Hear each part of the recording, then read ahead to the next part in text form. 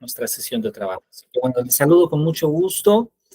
Estamos muy contentos de estar en esta tercera sesión de trabajo, donde, bueno, creo que hemos hablado de varios aspectos. Hemos hablado un poco sobre los movimientos ideológicos, parte del desarrollo del pensamiento latinoamericano en las sesiones pasadas. Hemos escuchado, de hecho, algunos compañeros que nos han hablado de diferentes temáticas, entre ellas de José Vasconcelos.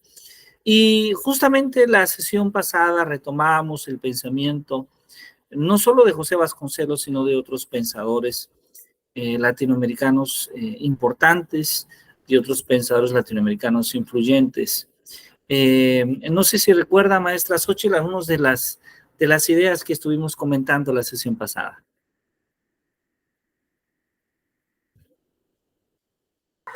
Disculpe, me fui al servicio en lo que, una disculpa, alcancé a escuchar que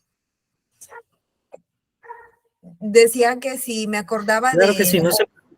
de la sesión pasada. Pues Sí, de estuvimos algunas ideas que usted pueda retomar de la sesión pasada. sobre las reformas educativas que se dieron en los diversos periodos gubernamentales, los secretarios de educación que en su momento, de alguna forma contribuyeron con sus ideas para poder, lograr las reformas que se hicieron en cada periodo. Específicamente les platicaba sobre... Disculpen. Ay, no, yo como. En un momento le hablo, estoy ocupada, disculpe. Sí. Sí, claro, no se Le hablo, preocupe. sí, disculpe. Sí, no tengo Disculpen, pendiente. es que es la presidenta de Padres de Familia, una disculpa. Ajá, les mencionaba que hablábamos acerca de cómo se fueron dando las reformas educativas y en específico en las últimas, perdón, que mencionábamos sobre cómo se fue dando en el periodo de Salinas con el Acuerdo Nacional de la Modernización Educativa. Luego vino la reforma con Peña Nieto, en donde, pues, de alguna manera, más que reforma fue, pues, lograr que se avanzara en la cuestión, aunque algunos maestros fueron, entre comillas, obligados a capacitarse y estar pendiente pues de no ser sancionados, de quitarlos del puesto que ocupaban en su momento. Y fueron de alguna forma situaciones que no agradó al magisterio. No en su generalidad, en su mayoría sí, para algunos no. Pero finalmente era hacer que quienes habían caído en la zona de confort lograran encaminar, de que pues era una exigencia en su momento de ese periodo. Y por último tuvimos, después de esa reforma, hoy la que es la nueva escuela mexicana. Eso es lo que retomo de las ideas últimas que se estuvieron analizando. Y pues bueno, en un inicio con lo que fue, decíamos, después de José Vasconcelos, fueron otros secretarios. El que me llamó la atención fue el de Jesús Reyes Heroles, quizás porque pues me identifiqué con su política educativa, pero bueno, eso es lo que puedo mencionar. Gracias, doctor. Muchas gracias, maestra Xóchitl, muy bien. Maestra Paquita, bienvenida, qué gusto que nos acompañe. Gracias, maestro, buenas tardes a todos. Muy buenas tardes, bienvenida, qué gusto que nos acompañe. Maestra Erika, ¿algo otras ideas que podamos recuperar de la sesión pasada de trabajo? Disculpe. Perdón, sí, fíjese que empecé con tos y a ver si no voy a estar tosiendo. Perdón, sí, mire, recuerdo la sesión pasada, inició usted hablando si no pronuncio bien es porque mi inglés no me lo permite, de Peter McLaren o McLaren, no sé cómo se pronuncie, Pablo Freire y Henry Giroux, que se basan en propuestas filosóficas de Carlos Marx. Y comentaba primero de ellos tres, si mal no recuerdo. Perdón. Y recuerdo que comentaba algo de Giroux, que se centra en comprender, o se centraba en comprender lo que ocurre realmente en el aula y en otros espacios educativos. Y él se preguntaba cuál es la relación entre el aprendizaje y el cambio social, y qué conocimientos, en los conocimientos que se tienen que centrar para tener más valor o más que sean más significativos. Hablaba también de Simón Rodríguez, déjeme recuerdo que se comentó. Algo que me llamó la atención es que él decía que a los niños se les debía de dejar ser preguntones, ¿no? Y que si no se les dejaba preguntar, se iban a acostumbrar solamente a obedecer, ¿no? Y él algo así decía que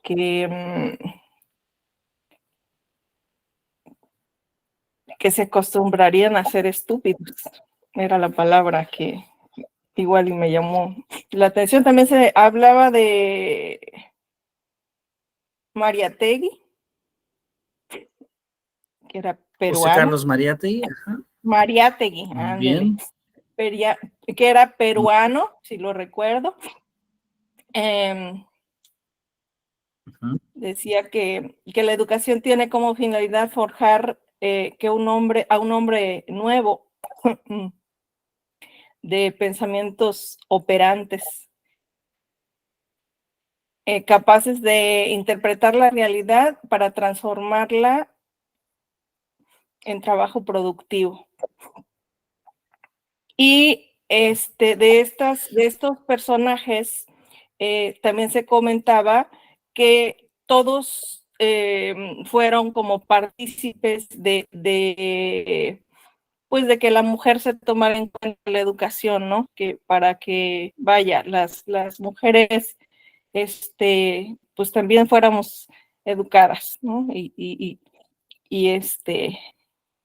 pues mencionaba también que como muestra nuestro grupo, ¿no? Arriba las mujeres, ¿cuántos son? 2 hombres. En su caso, usted y el compañero Jackson, y las demás mujercitas, ¿no? También se comentaba de Gabriela Mistral, que desde la primera sesión también la tocaba o la tomaban en cuenta porque el señor se me fue el nombre del primer personaje que comentaban, se me fue el nombre, que Simón Rodríguez. Incluyó, no, el primer personaje bastante importante que le tocó exponerlo al maestro Jackson y a la maestra, Vasconcelos. Gracias. Que pues también la incluyó para si estoy mal me corrigen, según yo recuerdo, que se involucrara en el desarrollo de los libros de texto. Gabriela Mistral. O estoy mal, corríjanme, porque es lo que recuerdo. Y que pues muy ella bien, inventó un muchas gracias.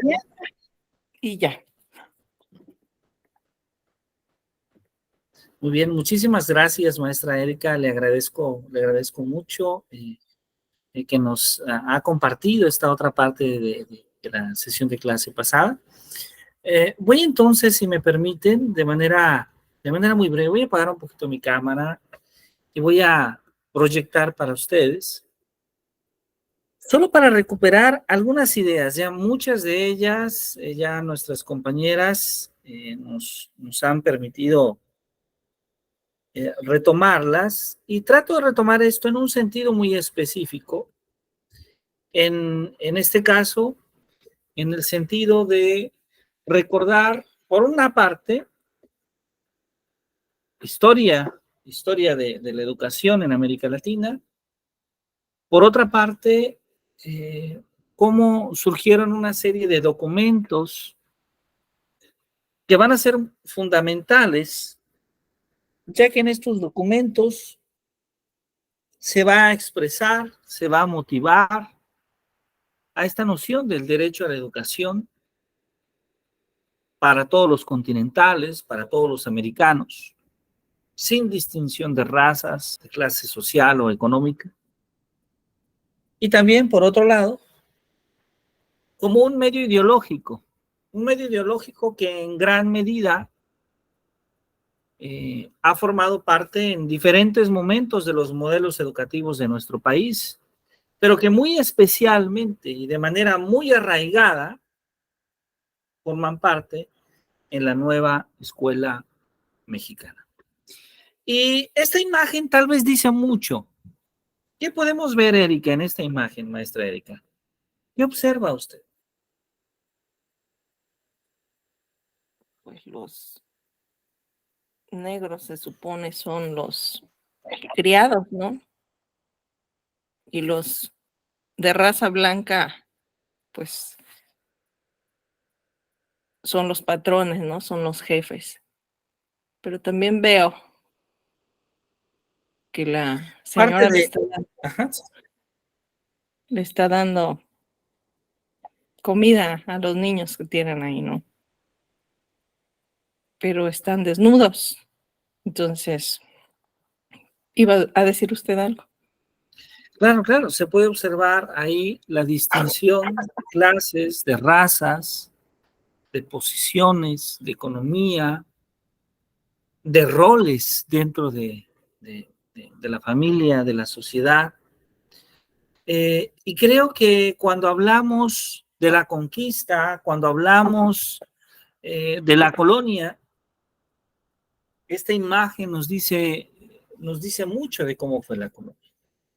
Nos dice mucho de también cómo una manera de pensar, una manera de ver el mundo se impone sobre la otra, quedándose con los medios de producción, con las riquezas, pero también con un proceso de aculturación que con el paso de los años y de los siglos se va a convertir en toda una transformación cultural. Bueno, solo para recordar, y voy a permitirme ser breve en mis comentarios, ya que el objetivo de hoy es principalmente analizar nuestra Ley General de Educación, pero tal vez esta primera discusión nos permita entonar, nos permita desarrollar y comprender algunas cuestiones ideológicas. Una parte de lo que ahora me voy a permitir platicar, ya lo he hecho antes, ya lo hicimos la sesión pasada, de tal manera que ahora lo podemos ver como a modo de cierre, ¿no? A modo de culminación, que es el hablar de esta corriente del pensamiento educativo que llamamos la pedagogía crítica y que ciertamente es una corriente educativa que asume la idea de que el conocimiento no es políticamente neutral, ¿sí? Y además que la enseñanza es un acto inherentemente político. En este sentido, las cuestiones, las diferencias entre la justicia social, entre la democracia, no son tan diferentes a los aspectos de enseñanza y aprendizaje.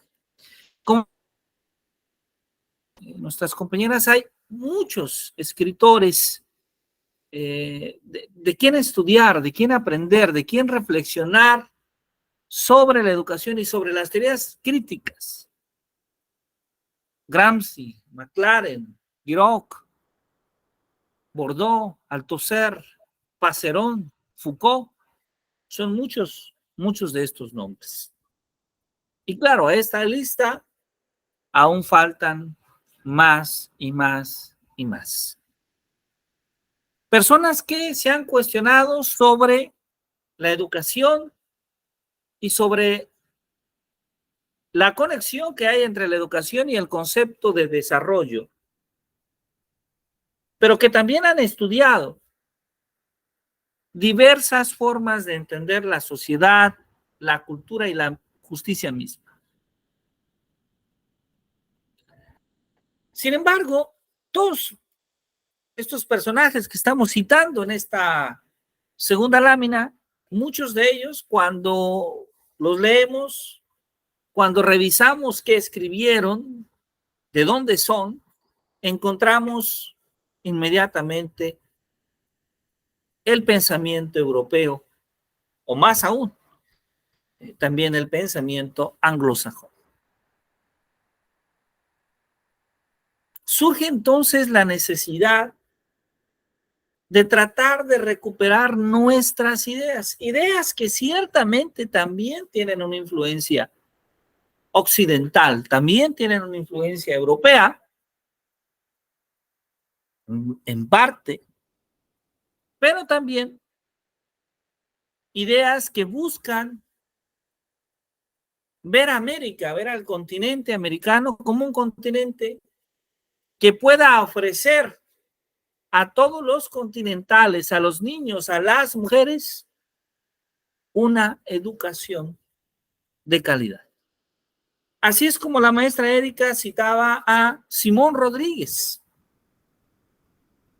Simón Rodríguez, que aparece en esta imagen y quien va a resultar uno de los personajes más interesantes cuando nos referimos a la idea de construir una escuela latinoamericana, una escuela en América del Sur, una escuela en Venezuela, donde las personas puedan aprender sobre ciencias, sobre comercio, una escuela donde todos tengan acceso y no solamente aquellos que han venido desde la conquista, aquellos que han colonizado, sino y muy especialmente aquellos continentales. Simón Rodríguez va a tener una noción que en este caso sí es coincidente con lo que pasa en Europa, que es ese vínculo entre el progreso social y la educación.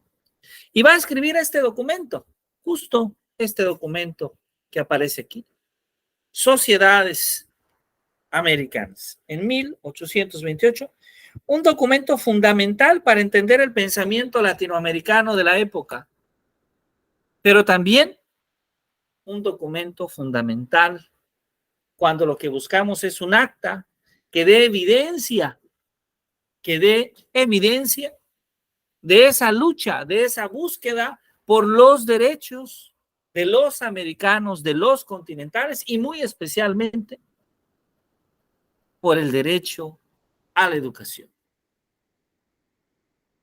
Para Rodríguez, entonces, debe de prepararse a las personas sin hacer distinción de clases. Y todas las personas que vivan en una república deberían de tener acceso a la escuela. Rodríguez, maestro de uno de los pensadores muy citados y conocidos en América Latina, quien aparece en esta imagen, Simón Bolívar, va a plantear entonces varios debates educativos que van a ser fundamentales para el siglo XIX y para el siglo XX.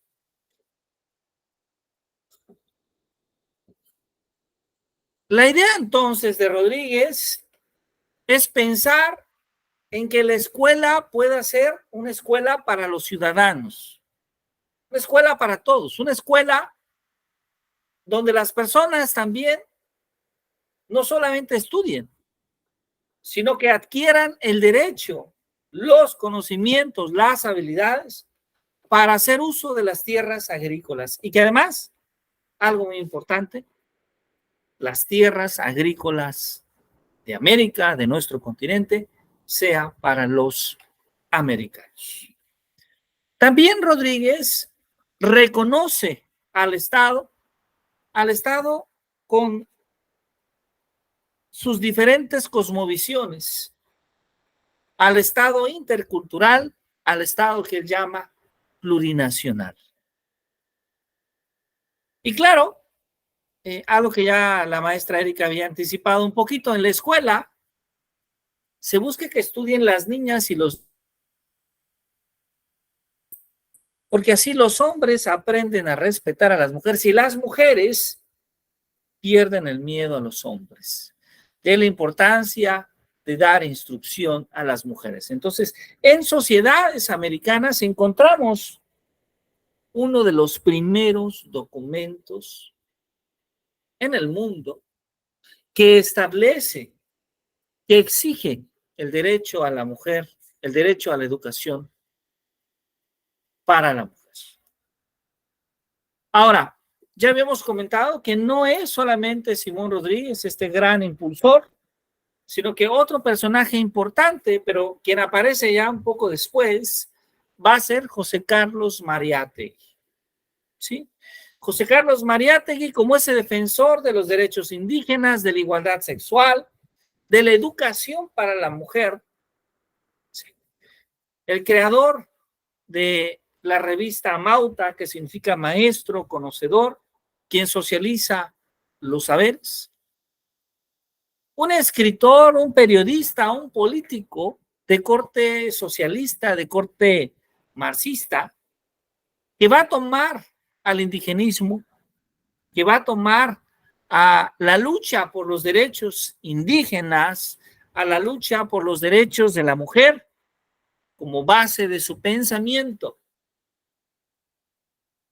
Observemos que muchas de estas ideas que vamos a discutir en esta primera parte de la discusión, esta primera parte de la sesión, son ideas que finalmente buscan llevarse a cabo en la práctica, en el salón de clase, pero también son ideas que han enriquecido los sistemas de leyes, particularmente algunas de ellas son fundamentales en diferentes leyes o normas sobre la educación que hay en América Latina. Para Mariátegui, entonces, hay que construir la nación con esa mirada inclusiva. Y vean esta parte creo que refleja mucho del pensamiento de este escritor. Porque para él discutir el discurso pedagógico es discutir los derechos indígenas. Eso es lo que él propone justamente en Amauta. Y bueno, además de Amauta, escribe otra obra importante que son los 7 ensayos sobre la realidad peruana, donde hace esa crítica, hace una crítica a la educación de la época, hace una crítica a la educación peruana, hace esta distinción tan importante de cómo alfabetizar no es educar, porque aun cuando aprendemos a leer, aun cuando logramos hacer operaciones matemáticas, no es suficiente con solamente alfabetizar a la persona. De hecho, para él, en ese sentido, la alfabetización tiene un corte mucho más colonial o colonizador. Mariátegui, entonces, nos insiste en que la educación debe de construir un ser humano pensante, sensible, crítico, y que en gran medida la crisis que vive esa sociedad es una crisis de valores, es una crisis de economía, de cultura y de educación.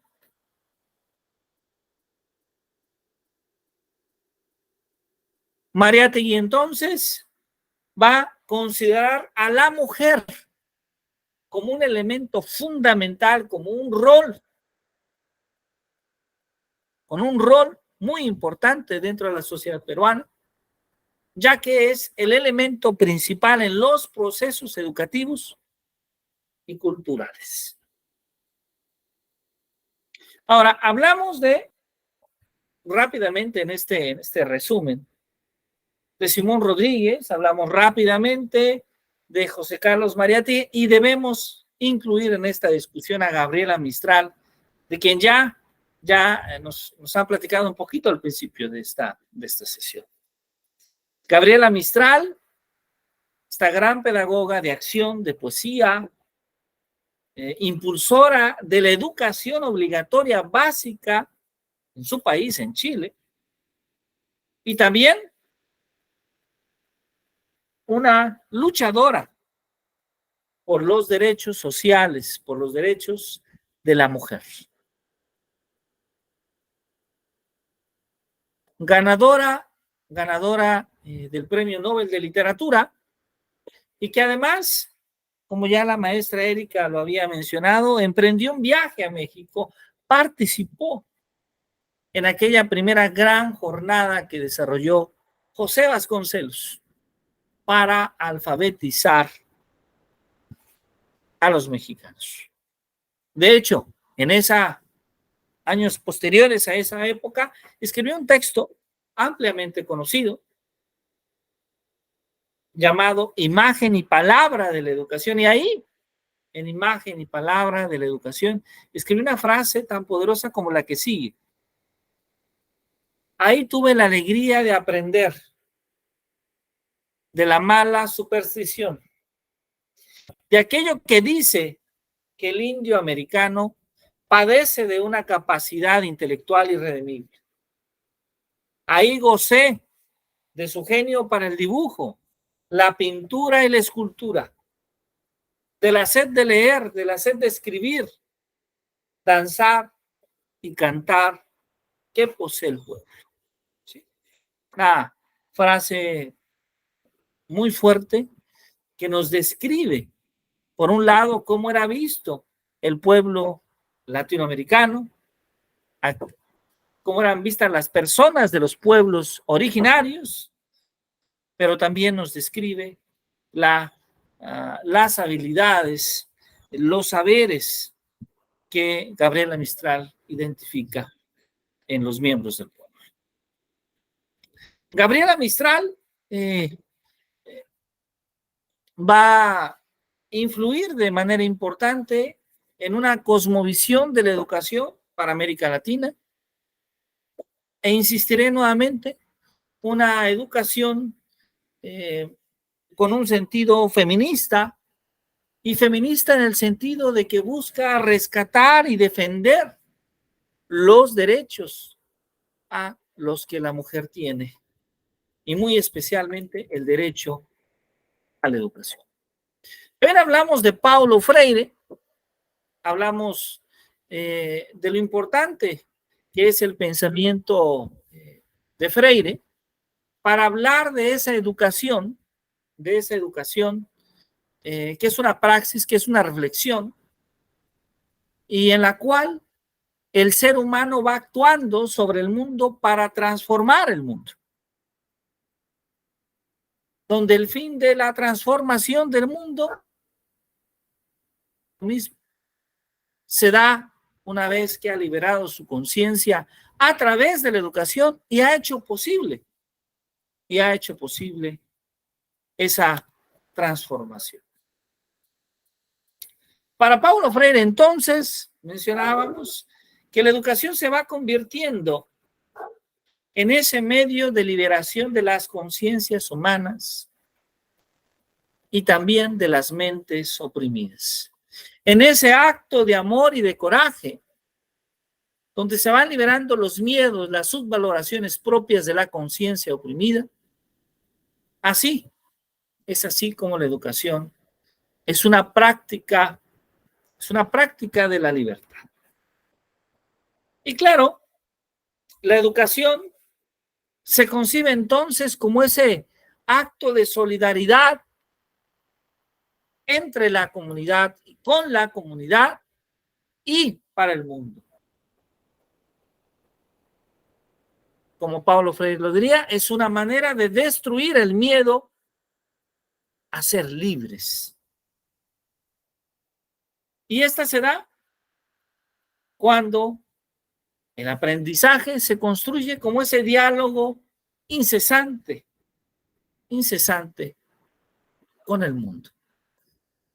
Freire, entonces, considera que educar es fomentar esa capacidad dialógica, ese encuentro reflexivo y consciente con los otros, para hablar, para pronunciarnos del mundo. También comentamos algunas ideas, no necesariamente latinoamericanas, pero sí interesantes, de una manera muy semejante a la que Paulo Freire se refiere, pero descritas por el psicólogo y escritor francés Michel Foucault. Cuando nos habla del ejercicio del poder a través de las ideas. Cuando nos dice entonces y nos hace reflexionar de cómo la escuela es un medio para ejercer el poder. Cuando los docentes facilitamos el conocimiento o contribuimos al desarrollo de las habilidades tanto cognitivas como emocionales de nuestros alumnos. Es así como se ejerce una influencia sobre el pensamiento del alumno. Es así como la clase no solamente es esa adquisición de saberes o desarrollo de habilidades, sino que en la clase y en la forma de ser de las maestras y los maestros se ejerce una influencia sobre la manera en la que se vive, sobre la manera en la que se piensa, sobre cómo se ve el mundo. Y claro, citando también a otro escritor europeo, Stevenson, lo mejor es entonces compartir esas ideas, porque cuando las ideas se comparten, se da poder a las personas y ese poder ya no se ejerce sobre las personas. Freire entonces va a construir una educación que es problematizadora, que es crítica, que es liberadora.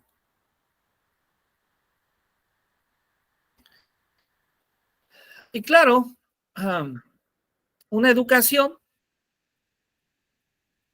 que lo que busca es despertar, es concientizar a lo que él entiende por oprimido.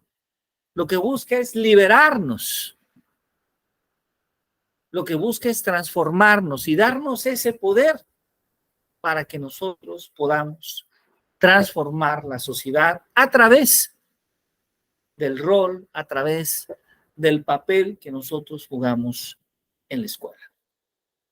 Bueno, esta visión de Freire, esta visión de Mariátegui, esta visión de Rodríguez, esta visión de Mistral o de Vasconcelos va a ser sumamente importante para la propuesta ideológica de la nueva escuela mexicana. Y no solamente de estos autores. Podremos pensar en otro autor que en los últimos años ha tenido un impacto fundamental, que es Zygmunt Bauman, y que nos habla cómo la sociedad se va modificando, se va adecuando conforme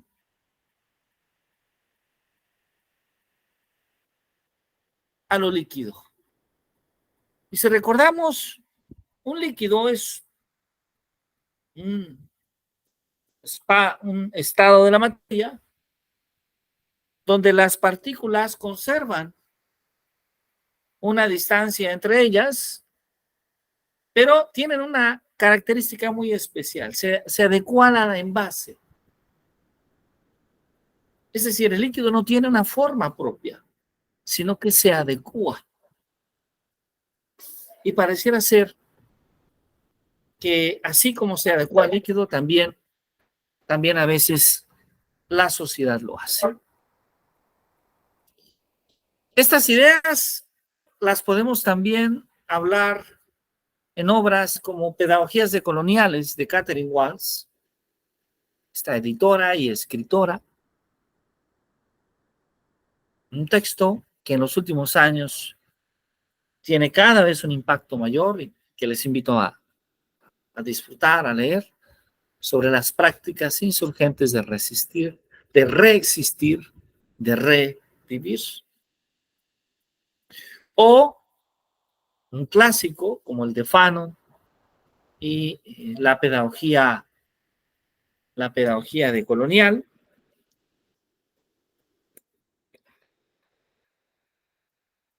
Claro, quien ya había mencionado, parte del pensamiento pedagógico de Paulo Freire, como también el pensamiento y la teoría crítica de Boaventura de Sousa Santos y de Enrique Dussel, ¿sí? Que son estos últimos cuatro autores que plantean una base para la construcción de ese discurso pedagógico en el que se basa justamente la propuesta de la nueva escuela mexicana. Ahora, no son los únicos autores o la única visión de una perspectiva crítica, porque esta también lo podemos encontrar en los trabajos de Gloria Anzaldúa, de Sandra Cisneros, de Angela Davis, de Cherry Lawrence Moraga, de Audre Laborde, de Judith Lothar, cuando nos hablan de una pedagogía basada en el respeto intrínseco al ser humano, independientemente de su género, de su sexualidad, de sus identidades y orientaciones sexuales, de una cultura en donde lo más importante pueda ser la condición humana. Y bueno, termino con esta lámina porque estos aspectos que hemos mencionado nos hacen ver a una educación con varios elementos adicionales. Nos hacen ver la necesidad de que la educación no solamente se preocupe por los procesos naturales, si queremos llamarlos así, de enseñanza y aprendizaje. No solamente se preocupe porque el niño o la niña pueda desarrollar habilidades matemáticas o pueda desarrollar habilidades de lectura y de escritura o pueda conocer las capitales de sus entidades federativas, los ríos, etcétera. También nos interesan entonces nuevos aspectos en la educación. Nos interesa que la educación nos permita desarrollar un bienestar. Nos interesa educarnos en el cuidado de nuestro cuerpo, en el cuidado de nuestra mente, de nuestras emociones. Pero también nos interesa una educación que reconozca el derecho humano a la educación. Una educación que sea inclusiva, una educación que sea intercultural, una educación que sea crítica. Nos interesa que la persona pueda, ser humano que se está formando, pueda ser un ser humano mucho más empático, mucho más inclusivo, pero también crítico de la realidad que vive y experimenta. Entonces, esto significa que es necesario transformar la educación, que es necesario incorporar estos nuevos elementos a la educación propuesta por cada estado. Y esto solo es posible cuando estos elementos son incorporados a la Ley General de Educación. Es así como entonces la Ley General de Educación ocupa un espacio importante, porque por una parte nos muestra una cosmovisión, una visión de la educación que queremos para el país, pero también, por otro lado, nos manifiesta ese derecho, esas obligaciones, esa estructura que debe de tener el Estado para llevar a cabo diversos procesos que garanticen la educación que se describe, la educación que se busca construir. Y en este sentido, nos hemos permitido compartir en nuestro grupo de clase, ¿sí? Un documento muy específico. ¿sí? Este documento muy específico es justamente la Ley General de Educación. Y que debo decir que esta Ley General de Educación es probablemente el documento más fundamental que esperamos revisar a lo largo de este seminario, que esperamos conocer a lo largo de este seminario. Entonces, esta Ley de Educación, que ya de inicio debo mencionar, tiene una estructura, tiene una organización muy especial. Particularmente, está estructurada, como sabemos, por títulos, después por capítulos, ¿sí? Y cada gobierno, en participación con los 3 niveles de gobierno, con los 3 medios para ejercer la gobernanza en nuestro país, evalúan y proponen ajustes o cambios. El gobierno ejecutivo, el poder ejecutivo, el poder legislativo representado en la Cámara de Diputados y Senadores, y el poder judicial, que especialmente es aquel gobierno que se encarga de hacer la revisión jurídica con respecto a nuestra Carta Máxima, la Constitución de los Estados Unidos Mexicanos, de cada una de las leyes que se proponen. Y claro,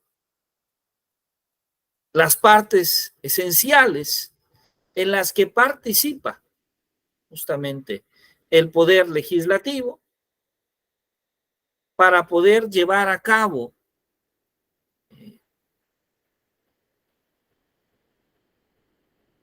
un proceso de creación de una ley, se lleva por medio de etapas. Etapas donde intervienen muchos aspectos, muchos medios, entre ellos las cámaras del Congreso e inclusive también el Ejecutivo. Y claro, estas etapas del proceso que comúnmente llamamos por iniciativa, por discusión, por aprobación, por sanción, por publicación y por iniciación de la vigencia. Las leyes que en nuestro país tiene facultad tanto el presidente de la República como los diputados y senadores del Congreso de la Unión y adicionalmente las legislaturas de los estados y de la Ciudad de México. Ellos son quienes pueden hacer decretos o iniciar leyes o propuestas de leyes. Y que a lo largo de la propuesta de iniciativa, la propuesta de discusión y aprobación, la propuesta de promulgación y publicación, a través de estos procesos, es justamente que se va dando iniciativa, revisión y, en su caso, la aceptación y promulgación de cada una de las leyes que tenemos. Es así entonces que vamos a comenzar esta revisión de la Ley General de Educación, donde nosotros tenemos, como ya habíamos mencionado, una división muy especial. Un título primero que nos habla del derecho a la educación y de las disposiciones generales. Hay un segundo capítulo del ejercicio del derecho a la educación. Ya tenemos este documento justamente en nuestro grupo de WhatsApp. El capítulo tercero que nos habla de la equidad y de la excelencia educativa, ¿sí? El título segundo de la nueva escuela mexicana. Muy, muy interesante esta parte. Y el capítulo primero que nos habla de la función de la nueva escuela mexicana. Ahí tenemos también un capítulo 2 que nos habla de los fines de la educación. El capítulo 3, que son de los criterios de la educación. El capítulo 4, que es de la orientación integral. El capítulo 5, justamente, que nos habla de los planes y programas de estudio, ¿sí?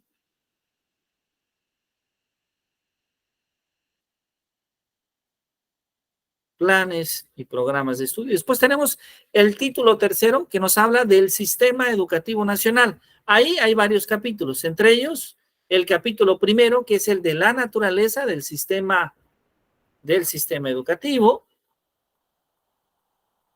El capítulo 2, que es del tipo de educación básica. El capítulo 3, que es del tipo de educación media superior. El capítulo 4, que es del tipo de educación superior.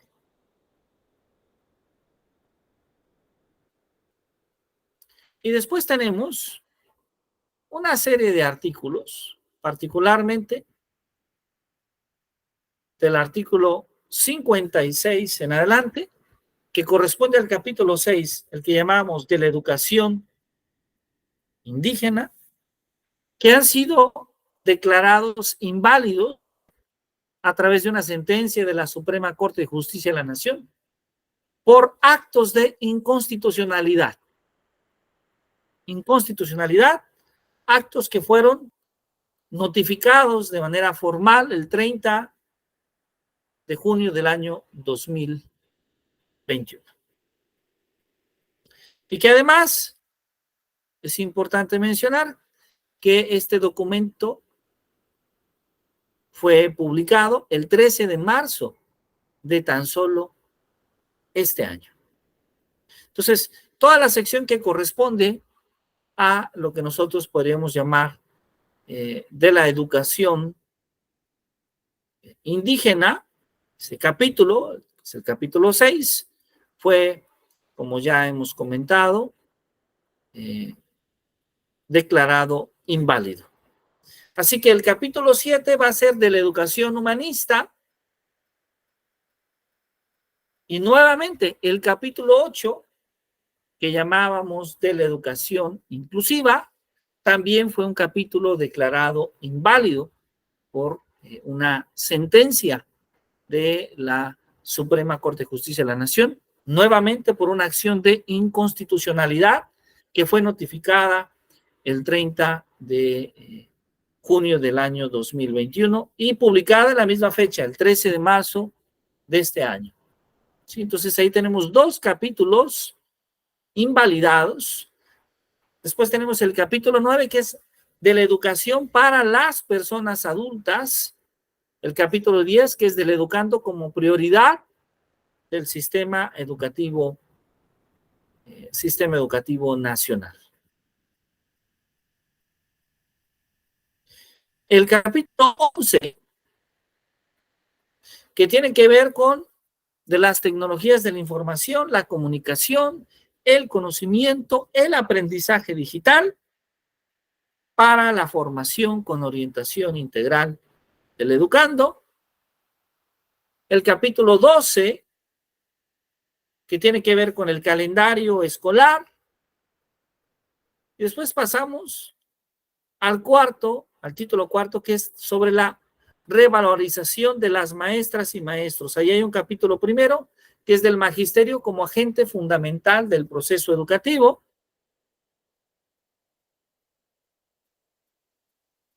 Tenemos el capítulo 2, que es del fortalecimiento de la formación docente. El título 5, que es de los planteles educativos. De ahí proviene el capítulo 1 de las condiciones de los planteles educativos para poder garantizar su idoneidad, la seguridad de las niñas, de los niños, de los adolescentes, de los jóvenes. ¿Sí?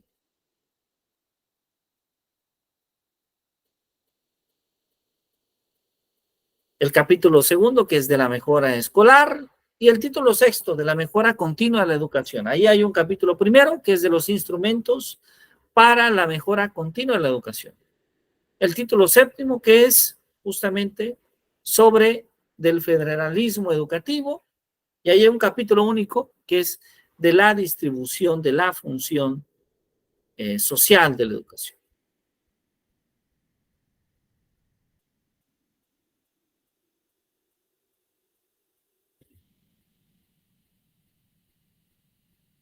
Hay un título octavo que es del financiamiento de la educación, y hay un capítulo capítulo único que es del financiamiento a la educación. Y bueno, tenemos muchas más secciones. Un título noveno de la corresponsabilidad social en el proceso educativo. Es decir, lo que encontramos en esta Ley General de la Educación esencialmente es una descripción detallada de la cosmovisión educativa en nuestro país, pero también encontramos una descripción detallada de la construcción de los procesos educativos, tanto por parte de los procesos de enseñanza-aprendizaje, diciéndonos cuáles son las características de los actos educativos, como también de los propios procesos logísticos, administrativos, directivos, jurídicos y morales del sistema educativo nacional. ¿Qué vamos a hacer entonces? Vamos a hacer una primera revisión de este documento, porque es parte, digamos, de nuestro interés, parte de nuestra temática, abordar justamente en detalle la Ley General de la Educación. Y tenemos un título primero que es del derecho a la educación. Tenemos un título primero que se divide, como ya hemos comentado, en varios capítulos. Tenemos un título segundo que es de la nueva escuela mexicana, ¿sí? Entonces, el día de hoy estamos reunidos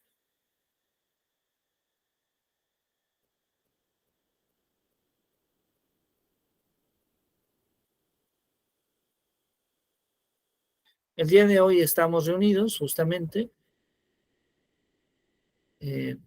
varios de nuestros colegas. Somos 4, ¿verdad? Está Erika, la maestra Paquita, la maestra Xochitl, el maestro Joxen.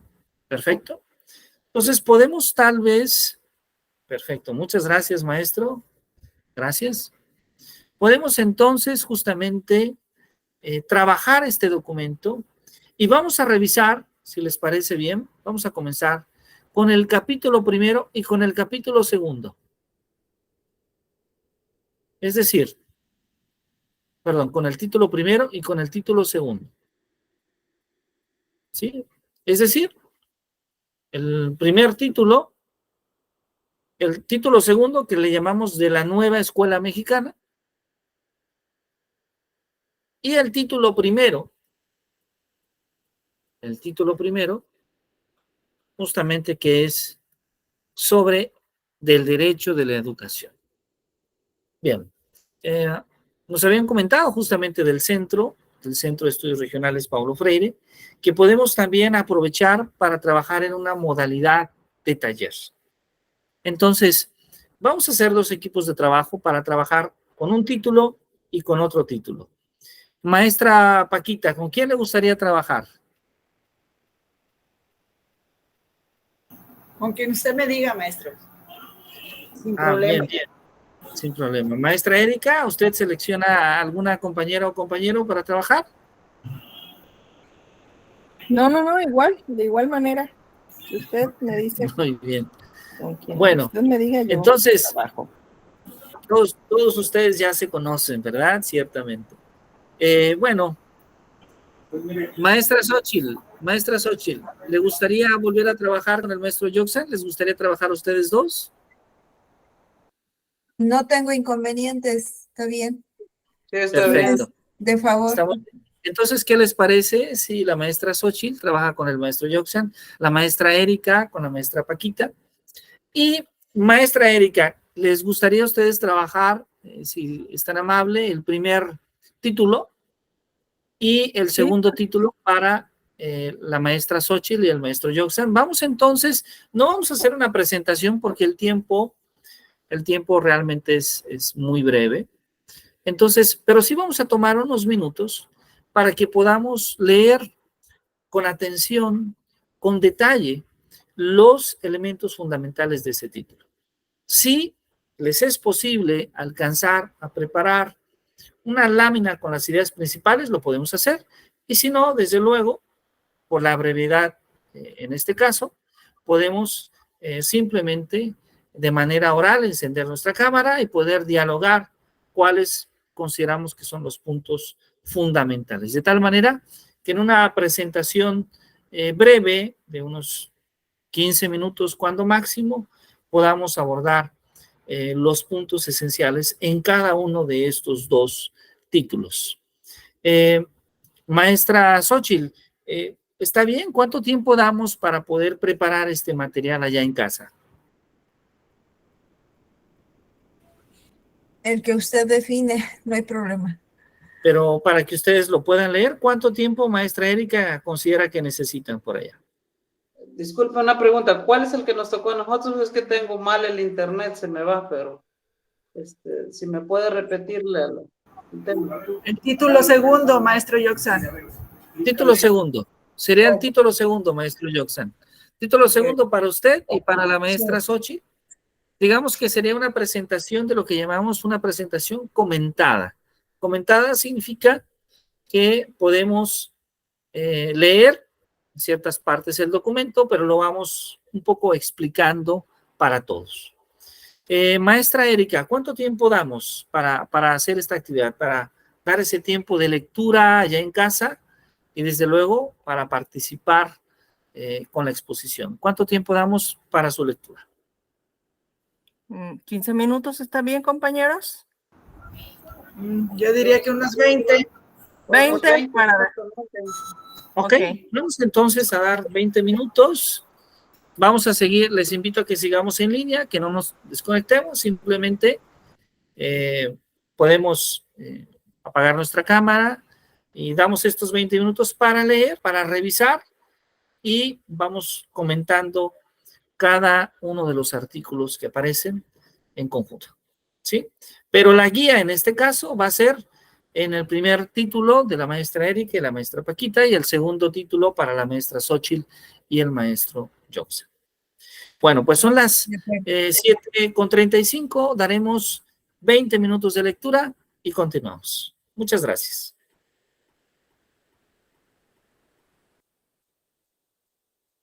Estaré aquí pendiente. Si alguien tiene alguna duda, alguna pregunta, estoy a sus órdenes, con mucho gusto.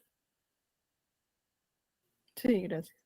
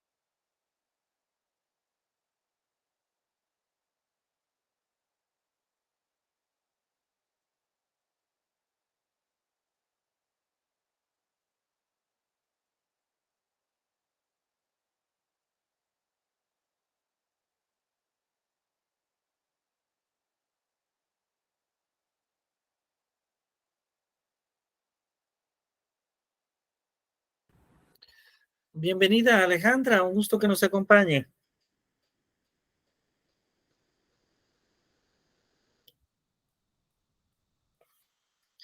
Bienvenida, Alejandra, un gusto que nos acompañes. Estamos revisando la Ley General de Educación. ¿Ah? Y bueno, le invitaría a que hemos tomado un espacio de 20 minutos para revisar diferentes títulos. Pues le invitaría a que usted, por favor, nos apoyara revisando y dando una lectura profunda al título tercero. Por favor, si es tan amable.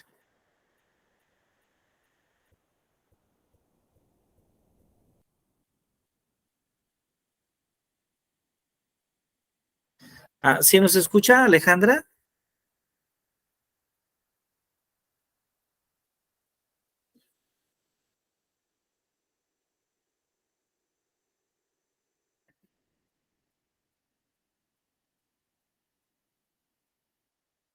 Ok, perfecto. Entonces, si nos apoyas, por favor, revisando. Ya está el documento en el grupo de WhatsApp. Entonces, te invito justamente, no el artículo tercero, sino el título tercero. Es decir, en el documento que enviamos al grupo de WhatsApp, vamos a revisar ahí título primero, título segundo, título tercero. Muy bien, muchas gracias, Alejandra. Nos vemos entonces en unos minutos.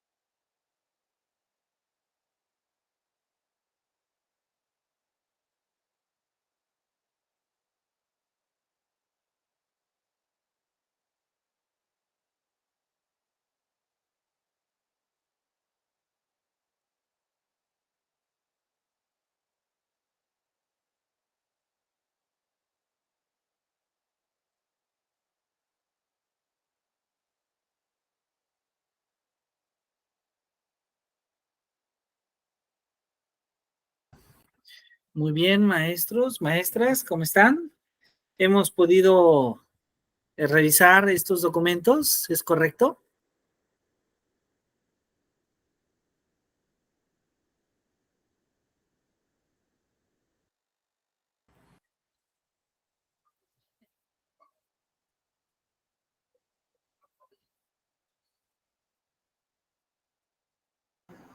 En eso estamos, maestro. Si me da 5 minutos, termino. Muy bien, claro que sí.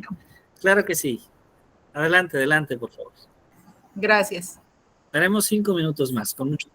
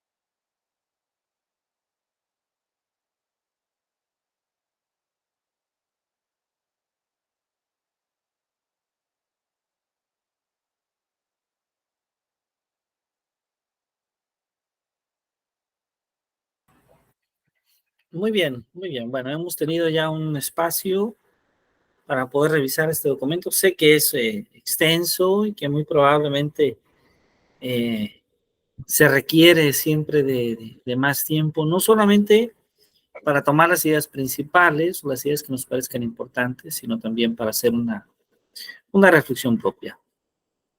Bueno, pues la intención ha sido que a modo de taller, a modo de hacer aquí en la clase, podamos tener un primer análisis sobre estos dos títulos de 11 de los que consta nuestra Ley General de Educación y que vamos a analizar a lo largo de las siguientes 2 semanas en todo detalle.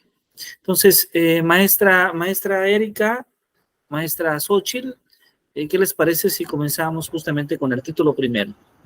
Maestra Paquita. Sí, sí, maestro. Vamos Muy bien, a ¿a quién le gustaría comenzar con este título primero? Yo empiezo. Yo empiezo. Sí, bueno, en el título primero habla del derecho a la educación. El capítulo 1 habla de las disposiciones generales. Habla dice que la ley garantiza el derecho a la educación reconocida en la Constitución Política de los Estados Unidos Mexicanos y en los tratados internacionales en los que México es parte, que la educación es considerada como un servicio público y está sujeta a la rectoría del Estado, que el Estado tiene la obligación de participar en el proceso educativo y asignar los recursos económicos necesarios para cumplir las multas y criterios de la educación.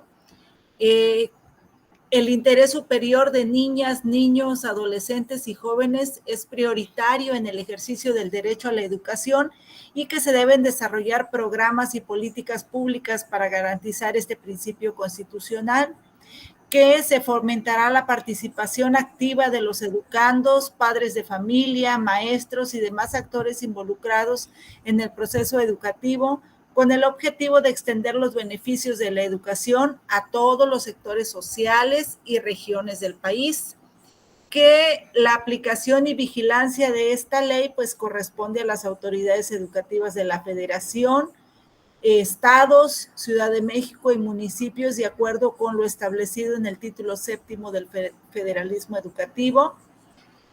Además, pues, habla de algunas definiciones utilizadas en la ley como autoridad educativa federal, autoridad educativa de los estados, de la Ciudad de México, autoridad educativa municipal, autoridades escolares, el concepto de estado, que abarca la federación, los estados, la Ciudad de México y los municipios. En resumen, la ley garantiza el derecho a la educación, establece la responsabilidad del Estado y otros actores en su implementación y promueve la participación activa de los diversos grupos para lograr una educación inclusiva y de calidad en todo el país.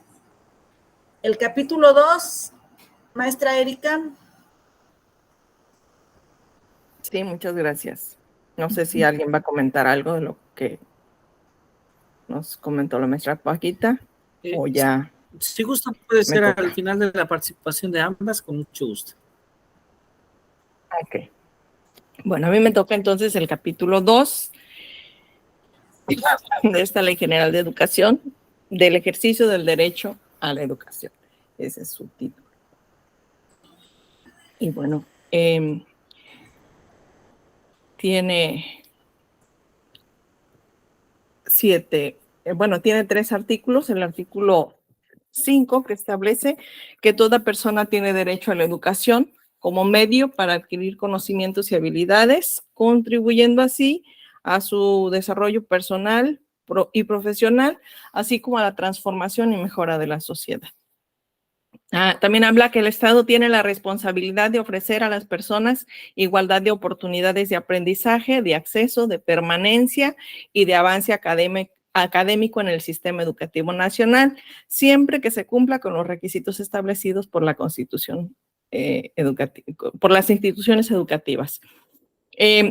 Eso es referente al artículo 5. El artículo 6 establece la obligatoriedad de la educación en nivel preescolar, primaria, secundaria y se incluye también la educación media superior para todas las personas habitantes de nuestro país, ¿verdad? La responsabilidad de los padres o tutores es responsabilidad de los padres o tutores garantizar la asistencia de sus hijos menores de 18 años a la escuela.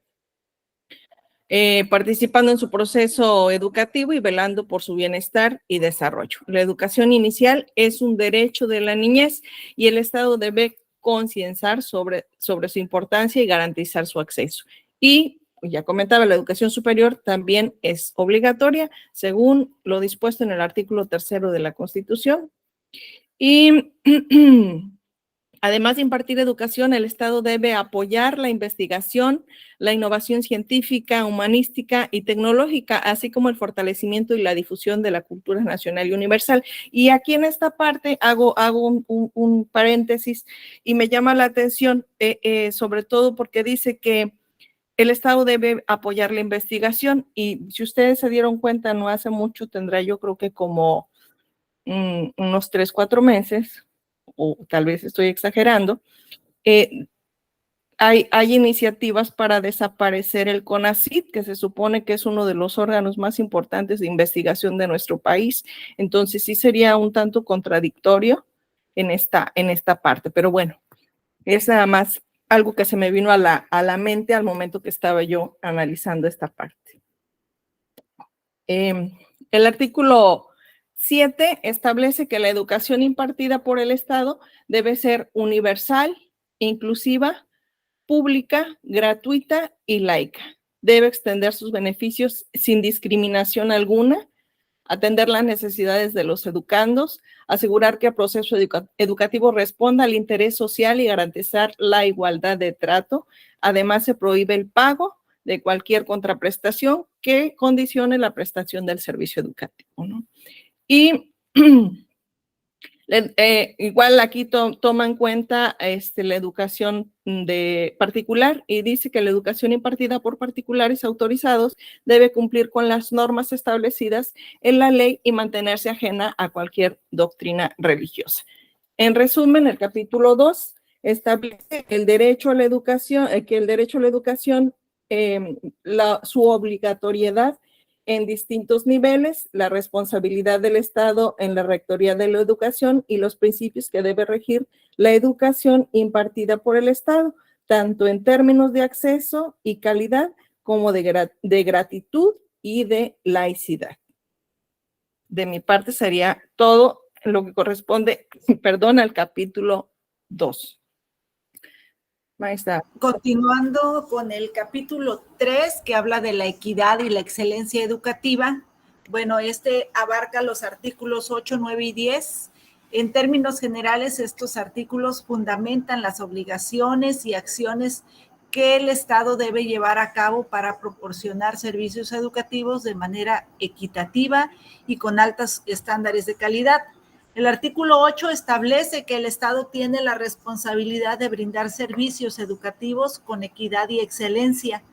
Se menciona que las medidas adoptadas deben dirigirse prioritariamente a grupos y regiones que enfrenten rezago educativo, vulnerabilidad socioeconómica, discapacidad física o mental, identidad cultural, origen étnico o nacional, situación migratoria, género, preferencia sexual o prácticas culturales. El artículo 9 detalla algunas acciones que las autoridades educativas deben realizar para garantizar el pleno ejercicio del derecho a la educación con equidad y excelencia.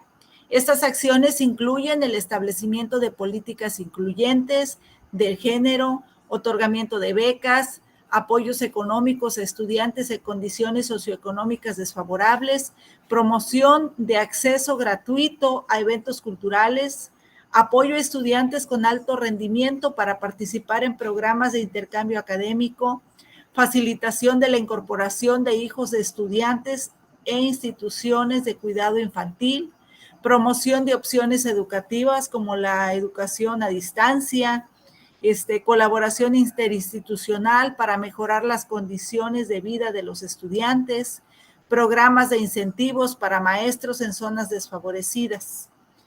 El artículo 10 dice que el gobierno de cada entidad federativa y los ayuntamientos podrán celebrar convenios para coordinar las actividades a que se refiere el presente capítulo. En resumen, pues este texto trata sobre la prestación del Estado de brindar servicios educativos equitativos de alta calidad, así como las acciones específicas que deben llevarse a cabo para lograrlo, priorizando a regiones con mayores necesidades o desventajas.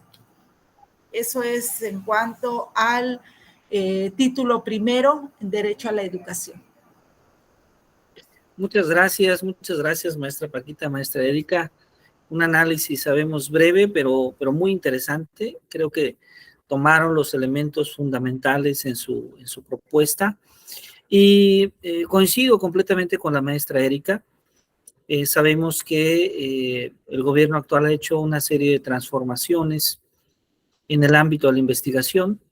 Particularmente ha dejado de existir CONACYT y ahora ha sido reemplazado por un nuevo consejo que incluye también el área de las humanidades.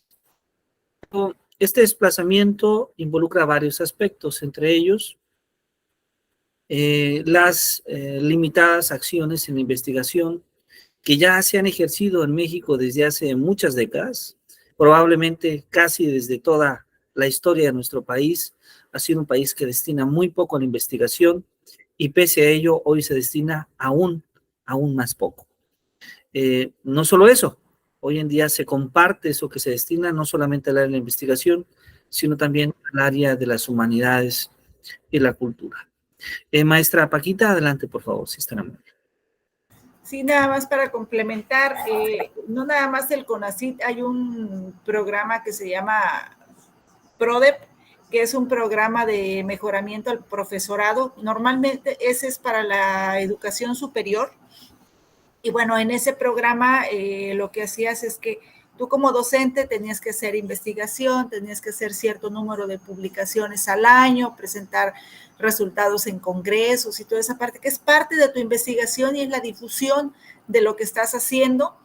Y bueno, mantenías un perfil PROMEP que le llaman, que es un perfil deseable, de acuerdo a todas esas actividades que tuvieras también, por ejemplo, que tu investigación no nada más fuera de laboratorio, sino que fuera una investigación que impactara a la sociedad en el lugar en donde vives y toda esa parte que promoviera el desarrollo, ¿no? Entonces, de repente te daban un incentivo para llevar a cabo un proyecto de investigación y lo hacías, y si no, pues cuando menos el estímulo de mantener el perfil deseable de acuerdo a PROMEP. Y ahorita ya están quitando ese perfil deseable, ya están quitando ese PROMEP, que, bueno, pues era parte de lo que nos incentivaba a nosotros como docentes a hacer investigación. Entonces ahora no sé qué es lo que nos va a incentivar o cómo nos van a, porque realmente en las instituciones educativas, pues no tenemos el recurso económico suficiente para comprar equipo para hacer ciertas investigaciones. Entonces, ese programita, pues de cierta forma, te proveía de ese recurso para que tú compraras el equipo, que era para la universidad, no era para ti. Pero bueno, equipabas y tenías ahí para hacer tus estudios. Ahora, si quitan eso, si quitan CONACYT, pues ¿cómo le vamos a hacer, no? Entonces, esa es parte de la realidad que estamos viviendo, ¿no? Y cómo nos contradecimos con lo que dice el capítulo 2 de la Ley General de Educación. Pero hay muchas becas. Muchas gracias. Sí, hay muchas becas. Sin entrar en polémica. Sí, claro.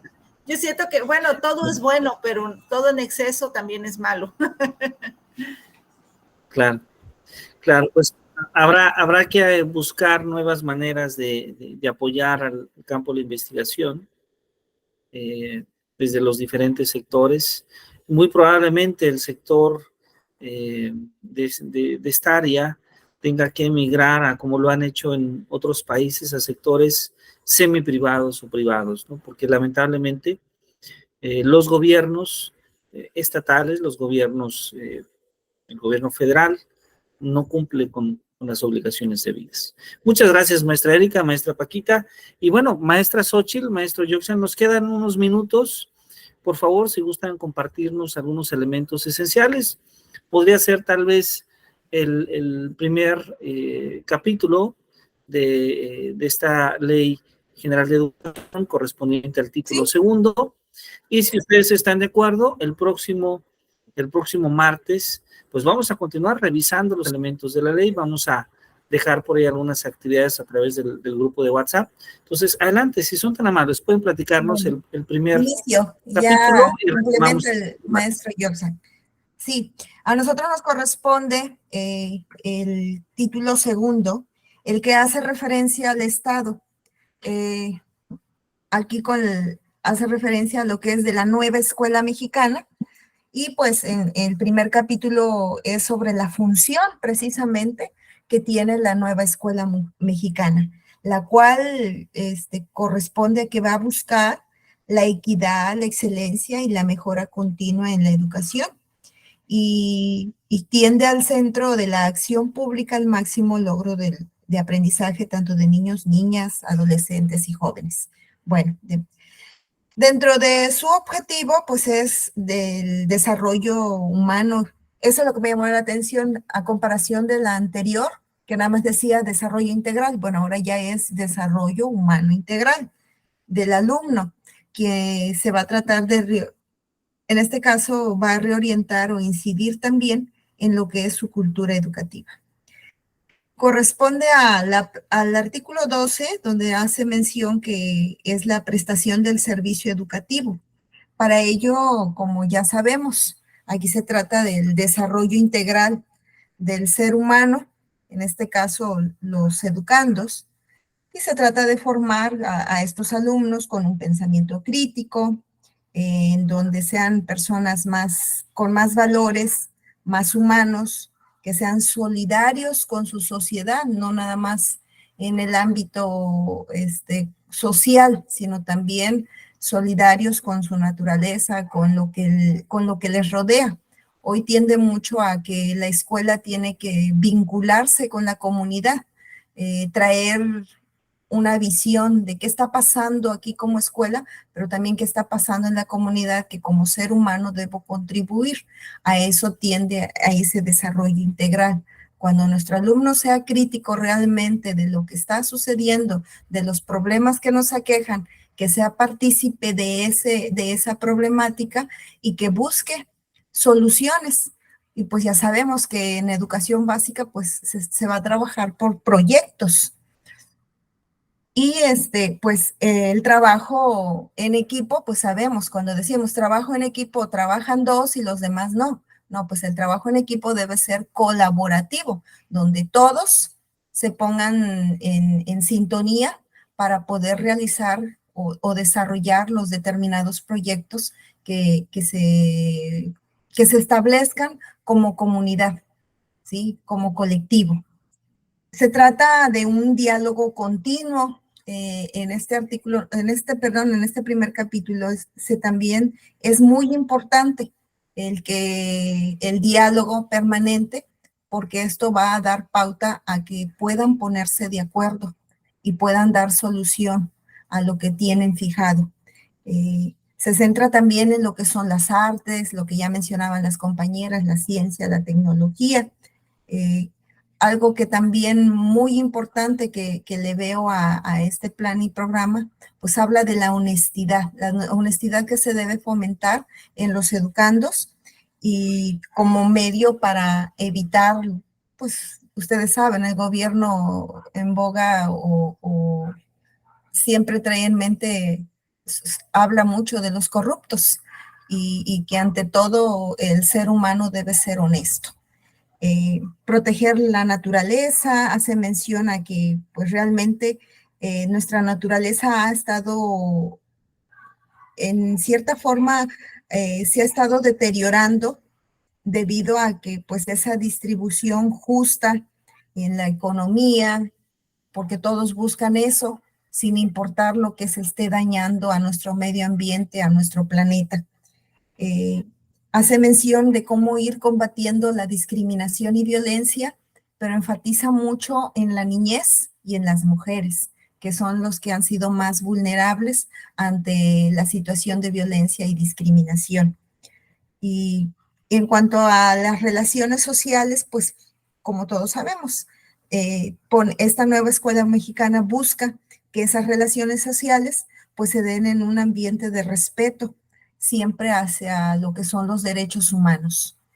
Dentro del artículo 3, pues hace mención de que la educación debe estar basada en el principio de la identidad, donde realmente el alumno se sienta identificado al lugar de donde es primeramente, al contexto, que se sienta orgulloso de donde vive, por sus culturas, por su pluralidad étnica, tradiciones, costumbres, orgulloso de su vestimenta, de la lengua que habla, etcétera, y que de alguna forma tenga ese sentido de pertenencia, que no se avergüence de lo que es, que logre encaminarse que se sienta parte de esta nación, de esta, como nuestra nación es pluricultural y pluribilingüe, que se sienta parte de él y que de alguna manera, pues eso va enfocado a que no se pierda, nuestra música, nuestras danzas, nuestras lenguas, nuestras costumbres, tradiciones, etcétera. También en esta parte, en este artículo, nos hace mención que debe haber una responsabilidad ciudadana, todo siempre basado en los valores. Por ello, la Secretaría de Educación Pública también hace un llamado no solamente entre nosotros como seres humanos, sino también al respeto y al cuidado de nuestro medio ambiente, porque cada vez estamos viviendo pues cambios en las estaciones del año. Realmente han sido muy espantosos los calores. Cuando en mayo veíamos florecer cierto tipo de árboles, apenas en junio estamos viendo el framboyán, por ejemplo, lo pongo como ejemplo claro. Yo recuerdo que para el 10 de mayo ya no había había muy poca flor de ese tipo, pero hoy hay bastante. O sea, cómo de alguna manera nos están tratando de ir formando a ese ser humano integral, pero en todos los aspectos, no solamente en el cuidado de la economía, en la cuestión de valores, sino que nada más por decirlos, porque siempre se ha practicado los valores, lamentablemente, perdón, los valores siempre han estado. Lo que ha hecho falta es practicarlos en los ambientes sociales que nos corresponde estar. Y les decía, la Secretaría de Educación Pública promueve un acuerdo educativo nacional que debe estar enfocado o adecuado a las realidades y contextos. En el artículo, perdón, maestro Yoxa, creo que nada más dijo en el capítulo 1, ¿verdad, doctor? Sí. Adelante, Yoxa. Por favor, si es tan amable, solo de este capítulo, si es tan amable. Adelante, maestro Yoxan, le escuchamos. Muchas gracias, maestra Xochitl. Sí. Buenas noches. Pues creo que sí me escuchan bien. Sí, le escuchamos muy bien, maestra. Sí, adelante. Estoy con audio. Pues ya abordó gran parte de los elementos que corresponden al capítulo 1. Nada más puntualizar que en este título segundo, que se dedica en específico a caracterizar la nueva escuela mexicana, se profundiza en la función de este modelo educativo que está en construcción, que aunque aquí normativamente ya establece como que las directrices generales, cabe señalar que aún está en proceso de diseño, como que hay esta idea de partir de lo sintético a lo analítico, ¿verdad? Que se ve reflejado en los planes y programas. Bueno, también aquí en este documento legal, que es la Ley General de Educación, se sintetizan las líneas generales de de lo que integra la escuela mexicana, que básicamente podría decirse que se conforma por tres elementos, que son la equidad, la excelencia y la mejora continua del sistema educativo. Entendido en el concepto de equidad, llama mucho la atención que incluye la idea de incluir a las poblaciones indígenas, le da un lugar en especial. Yo al menos sí le daría ahora sí que una palomita al gobierno en ese aspecto, aunque todavía falta mucho por hacer. En el tema de la excelencia, sí creo yo que hay una especie de retroceso curricular, porque se buscó avanzar esta idea de calidad de la educación, de que era bajo un enfoque empresarial, y con el concepto de excelencia, pues creo que por ahí hubo un cambio de enfoque, porque inicialmente se hablaba de bienestar, que incluso está presente en las políticas públicas, como las becas, pero que no logró aterrizarse en el ámbito curricular educativo, porque la Ley General de la Educación cambió la palabra bienestar por excelencia. Se integra esta idea del pensamiento crítico, y algo que ya incluso lo manejaba en el discurso el gobierno, no el anterior, el preanterior, que fue el gobierno panista, que fue la reconstrucción del tejido social. Este gobierno lo retoma, pero bajo el principio del fomento de la honestidad, esta idea de la honestidad valiente que tanto caracterizó al presidente, al cabecita de algodón en campaña, ¿verdad? Y esta lucha contra la corrupción.